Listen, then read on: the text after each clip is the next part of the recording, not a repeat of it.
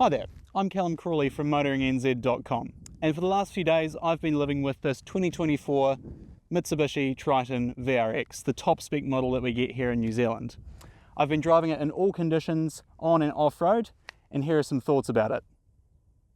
So, starting off the three things that I really like about this new model Triton. Number one, we've got the engine. Although on face value it may seem somewhat similar to the last model vehicle with being a 2.4 litre turbo diesel, this one now has the addition of a second turbo. So what that means is that instead of having a peak torque at 2500 RPM, this motor now creates torque all the way down from 1500 RPM all the way through to 2750 RPM. What that means when you're driving the car is that you get a much more tractable power band, so it's great for off-road, awesome for towing, and it's just really easy to get on with day to day. Ute means utility. And with this new model, Mitsubishi has responded to some criticism on the last one that the tray wasn't necessarily the biggest in class. So what they've done with this new one is they've made it longer, deeper, and also wider. What that means is you can now fit a Euro pallet in here, along the lines, very much in line with the Ranger and Amarok being class leading in that respect.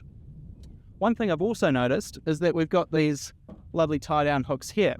Now, as you all know, this vehicle is going to be a co-share with Nissan to be the new Navara. And something that Nissan has always done with the Navara is to have these side rails here for our tie-down points. So I'm just wondering, are they going to be able to incorporate that in the future into this model? Or will it be something that's maybe not necessarily possible with the new tray design? The next thing I'm going to talk about is the axle line. So follow me around to the side and we'll have a look at that.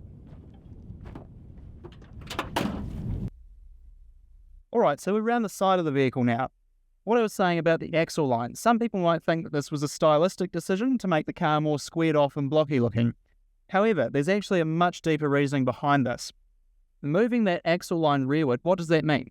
It means that A, you get less weight hanging over the rear of the axle, which means that your load carrying and towing characteristics are both greatly improved. And that's something that was a real criticism on the last model Triton. And now they've improved that, it should be a great feature. So, having just touched on why this ute is more utilitarian than ever before, let's now have a look at how Mitsubishi has made this vehicle even more of a nice place to be on the inside. Everybody knows that utes aren't just purchased by tradespeople, by farmers, anyone like that. They're also purchased by families. And as such, what Mitsubishi has done here is they've tried to bring this car more in line with their passenger vehicle lineup. Now, how have they done that, you might ask? Good question.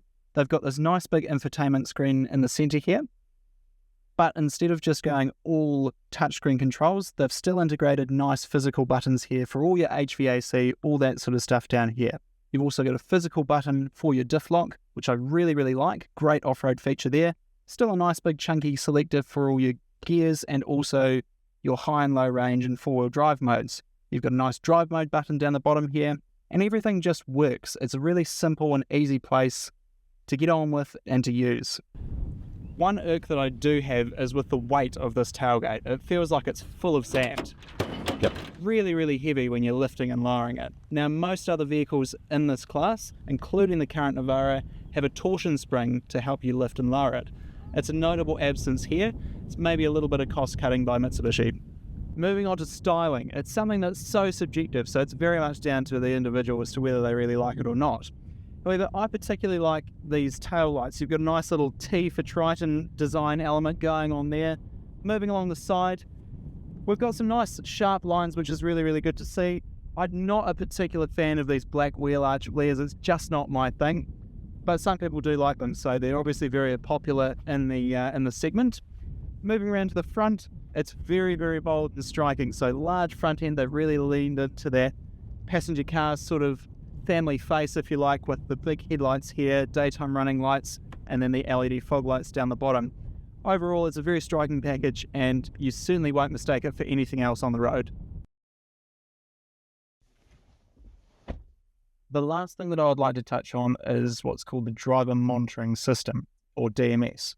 Now, what this is basically you've got a couple of cameras behind the steering wheel here with an infrared emitter that look at your face and make sure that you're still A, awake and alert, and B, looking at the road. So, really important piece of kit and definitely something that's a good thing. However, the problem that I had was that particularly at night, and I'll put some footage on the screen to show you just how often it did go off, was that the system was unable to pick up my face, and therefore it would come out with an error and beep at you, and it was just really, really annoying to the point where you'd actually want to turn it off. Obviously, that's not what you want to do, but the fact that it was just so annoying and so insistent made it not a great experience to drive with. So hopefully Mitsubishi is able to improve that in a future, maybe software version, maybe there's hardware changes needed, but hopefully that's something that they can look to improve.